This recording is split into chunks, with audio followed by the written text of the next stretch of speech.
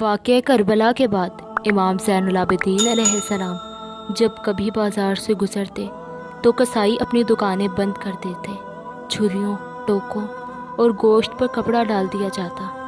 آپ علیہ السلام کبھی نہیں مسکرائے تھے، بس ہر وقت روتے رہتے۔ کسی نے بولا کہ یا امام اتنا نہ رویا کریں، تو آپ نے فرمایا کہ حضرت یعقوب کا ایک یوسف گم ہوا تھا اور رو رو کر ان کی بینائی چلی گئی، اور میرا تو پورا خاندان ہی میرے سامنے ذبح کیا گیا، میں کیسے مسکراؤں؟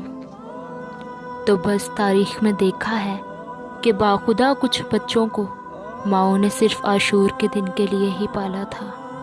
سلام کربلا کے اس شہید پر کہ جس کے جسم کے ٹکڑے اس کی عمر سے زیادہ تھے۔ میرا سلام ہو اس عظیم باپ پر کہ جس نے زخمی حالت میں جوان بیٹے کے جگر سے برچھی نکالی۔